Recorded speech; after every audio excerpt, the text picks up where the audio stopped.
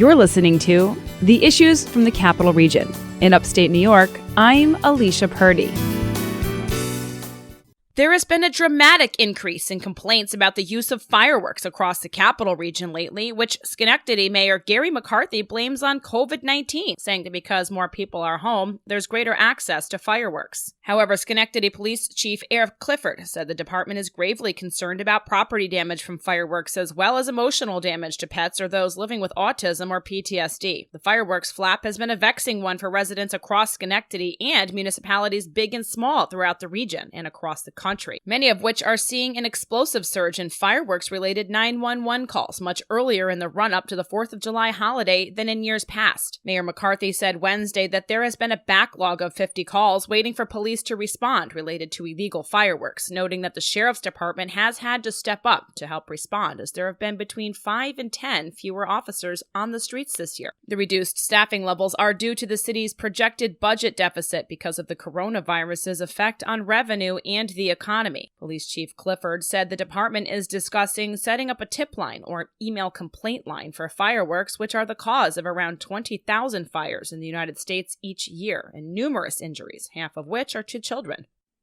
Mall operators and gym owners in the area reacted harshly on Wednesday to Governor Cuomo's decision that those businesses will remain closed as 5 upstate regions move into what was supposed to be the 4th and final phase of restarting New York's flailing economy. However, now, according to the governor's office, they will not be included in the phased reopening process. Instead, they'll be handled on an individual basis, which is a major turnaround from earlier claims that they would be opened. Dutchess County Executive Mark Molinaro called the move an unnecessary punch in the gut for those businesses that had been preparing for months to reopen. Cuomo claimed that the state health department needed to evaluate information that heating and cooling systems used in malls or other large facilities could be spreading the coronavirus rather than filtering it. Rensselaer County Executive Steve McLaughlin lashed out at the governor on Twitter, saying the information is not new and that he had raised concerns 6 weeks ago that heating and cooling systems may have been spreading the virus in New York's hard-hit nursing homes, where roughly 6,000 people have died following Cuomo's order, mandating people sick with COVID-19 be housed in the nursing homes. However, McLaughlin says at the time his concerns were dismissed by state leaders, even though McLaughlin referenced his experience as an airline pilot and his understanding of how airflow works. Molinaro, however, said that mall operators like Pyramid Management Group have addressed those concerns already about air systems and devised technology to keep the filtered air clean. Many stores, he added, have individual cooling systems. A frustrated Molinaro said that for weeks, Cuomo's office has declared that malls, gyms, and amusement parks would open in Phase 4, adding his feeling that either Cuomo was lying at that time or at some point changed his mind without sharing that information with local leaders. Russell Ivory, general manager at Colony Center, said the mall at large is disheartened and deeply disappointed with the latest development, saying that over the last 3 months, the mall has been preparing to open with the health and safety at the forefront of their minds. Purchasing masks, social distancing signage, added additional hand sanitizers, and implementing additional safety measures throughout the mall. Likewise, gyms, fitness centers, and exercise studios also had been preparing to reopen, with many owners and managers implementing the same types of safety measures being deployed in hair salons and other businesses, which are already open. But there have been contradictory directives from Cuomo, considering that on Wednesday he approved gatherings of up to 50 people, even as small exercise studios that may only have a few clients at a time cannot reopen. A spokesman for the governor this week clarified that while malls, gyms, and amusement parks will not open this week, the administration will continue to evaluate what is happening in other states before deciding when they can open, saying that there are some things that are going to require further study and that New York State will not follow the patterns of other states who are inviting a second wave of the coronavirus. Similarly this week, Governor Cuomo has issued a travel advisory requiring out-of-state visitors to isolate themselves for 14 days if they are traveling from states with high rates of coronavirus infections. The quarantine order will also affect potentially tens of thousands of business travelers and vacationing families who may visit states flagged as high risk. Those New Yorkers would also be required to self-quarantine for 2 weeks upon returning home. Cuomo had first suggested a quarantine period for visitors last week and doubled down on the assertions a few days ago, saying residents of states where cases are on the rise may visit New York and trigger another spike in infections. States affected as of Wednesday include Alabama, Arkansas, Arizona, Florida, North Carolina, South Carolina, Washington State, Utah, and Texas. Any person who violates the advisory could be subject to mandatory quarantine through a judicial order or fines of up to $10,000, Cuomo said. The state will update its website regularly with a list of states included in the advisory. The order also applies to New Yorkers who go on vacation or head to a business conference in a state with a high infection rate, which State Senate Minority Leader Robert Ort in Niagara County called draconian, saying New Yorkers and businesses have suffered enough. And the governor's vindictive, hypocritical move against other states and on New Yorkers' liberties does not help move forward. It's unclear how New York authorities plan to identify violators, but Cuomo suggested that hotel clerks could flag travelers breaking quarantine rules and police could pull over cars with out-of-state license plates, adding that he hopes many people would report rule breakers to authorities. Liz Joy, a Republican congressional candidate working to unseat Socialist Democrat Paul Tonko in the Capital Region, said she will not comply, declaring that executive orders that apply to some but offer special exemptions to others is discriminatory and unconstitutional, saying that people are sick of ongoing leadership failures and that during the upcoming November elections, leftist socialists won't know what hit them as people in the Capital Region fight a domestic war to defend freedom and liberty. Onondaga County District Attorney William Fitzpatrick said the rule would be practically unenforceable, saying it's the United States of America. You don't need a passport to go from Kansas to Nebraska. Fitzpatrick also noted that violating a quarantine order is a simple misdemeanor under public health law and said police cannot legally pull someone over simply based on the license plate of their car. Kevin Lewebrand, a Latham attorney whose areas of focus include constitutional law, said it would violate the Constitution's 4th and 14th Amendments for police to stop a motorist based solely on their plates, adding that if police don't have a reasonable suspicion that a person is actively committing a criminal offense, pulling drivers over for an out-of-state license plate would be tantamount to an unlawful seizure of a vehicle.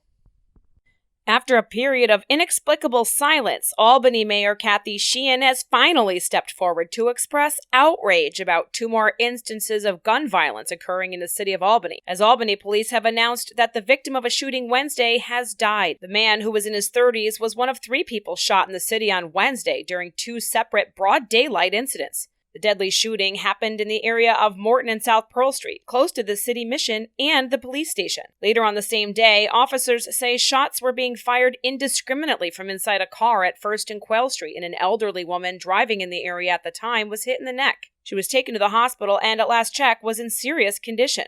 A second victim was shot in the arm. Police say he walked into the emergency room on his own. In her statement, Sheehan finally acknowledged that even one shooting is too many, and the trend that the area is experiencing is unacceptable and unbearable. Tasheka Medina, an organizer who has worked with other groups like 518 Peacekeepers and Albany 518 Snug, said a collection of activists were trying to put together some sort of ceasefire. The groups had asked for local officials to sit down with them and work on a plan of action, but were rebuffed. According to police, there is reason to believe that in some of the shootings, the victims and the suspects knew each other. Several law enforcement sources said that some of the recent violence was between people in feuding gangs loyal to either the uptown or downtown neighborhoods. Albany Police Officers Union President Greg McGee said the numbers are up this year with nearly 100 confirmed shots fired, up 225% from this time in 2019. McGee also said that over 50 people have been shot, up 333% from 2019. McGee said city leaders aren't doing enough to help, saying there's failed leadership from the top down and elected officials seem to be ignoring what's going on in the city. Throughout the numerous issues plaguing the city, including COVID-19 and the Black Lives Matter protests, McGee has repeatedly noted that Mayor Kathy Sheehan's leadership and decision-making has been inept, disloyal, and ineffective. During the upheaval, Citizen Action of New York, the group All of Us, and Vocal New York, groups calling to defund the police, held a news conference outside of the Capitol building last week. They hung defund the police banners in Albany and Schenectady ahead of the conference, calling for the city to invest the money into communities in a variety of other ways, such as increased funding for schools, community housing, health and wellness, social services, and more. Earlier this month, Governor Cuomo signed an executive order requiring all local government and police agencies to develop a plan that reinvents and modernizes their strategies and programs. The governor said he would refuse to fund police agencies in the state that don't pay attention to what's happening in the world. Meanwhile, with the 4 people shot Wednesday, the total number of people shot in Albany this month is 33. With the increase in gun violence across the city, Albany Police Chief Eric Hawkins is calling for reinforcements to help turn things back around, including both members of the New York State Police and the Albany County Sheriff's Department, saying the Albany Police remain committed to the strategies they know to be effective at disrupting violence, and that the community needs to step up as well, becoming outraged at the continued violence and to do something to help, including reporting incidents and identifying people who are committing the crimes.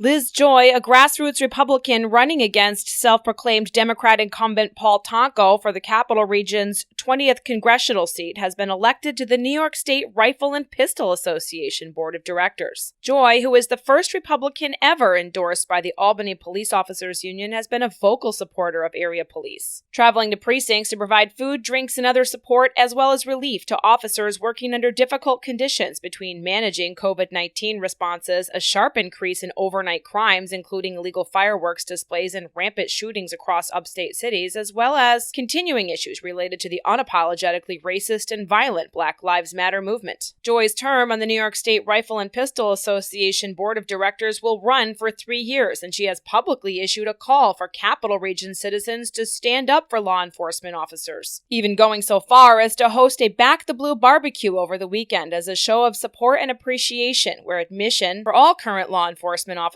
or retired law enforcement was free. Amid the social upheaval across the region as Liz Joy campaigns to represent the largely conservative people of the Capital Region in Congress, she has repeatedly questioned the whereabouts of her opponent, incumbent Paul Tonko, a household name in many places who has been noticeably absent from the area and silent on the issues plaguing locals, even going so far as to send a proxy in his place for important votes in the House of Representatives. Finally, this week, Tonko announced his support of a new House infrastructure package that will include major investments in protecting drinking water systems. As the area experiences calls to defund the police and crime skyrockets, Tonko said in his most recent statement that upholding clear safety standards for drinking water is the very least American people should be able to expect of its leadership. Meanwhile, Joy's frequent cause-themed events continue to enforce a conservative message and raise money for her campaign, which has picked up significant steam and increased her visibility amid a series of vicious attacks from the left, including people representing the state of New York at the federal level who are vocal Paul Tonko supporters.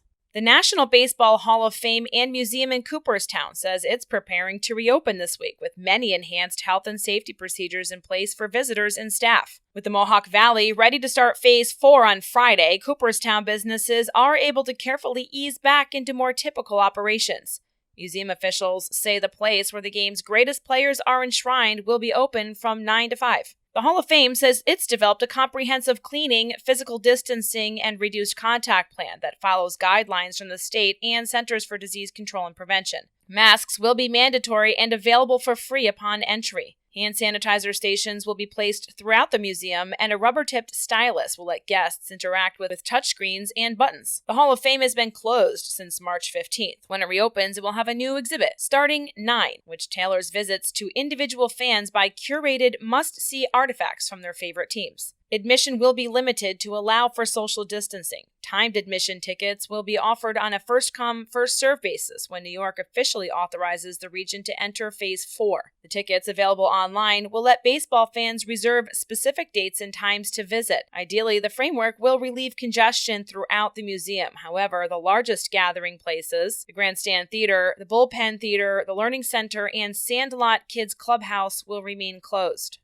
Despite a pandemic, business is good in Lake George. Area business owners say a combination of attractive rates and pent-up demand has made for a banner June, including high demand for a cruise with the Lake George Steamboat Company, which is operating at 50% capacity, running fewer cruises to leave time for disinfecting and requiring masks. Hotel business in the area has also exceeded expectations. Fort William Henry Hotel President Sam Luciano says June 2020 reservations are double from last year. Phase 4 reopening starts on July 1st for the Capital Region, but only some kinds of businesses can open then. Arcades, golf courses, and many others in the area remain in the dark about precisely when it can be their turn to open doors. However, in the meantime, amusements like the Great Escape and Dino Roar Valley can open on July 1st, but have opted not to. The Great Escape said in a release that they are still evaluating when to open the park, and Dino Roar Valley has chosen not to run this year at all. Some Adirondack and Catskill campgrounds are also open for the summer season. 20 New York State Department Environmental Conservation camps and day use areas are now open to the public, including Lake Luzerne and many others. More campgrounds are expected to reopen in the coming weeks. However, once reservations are filled, the Department of Environmental Conservation says additional reservations and walk-in camping will not be accepted.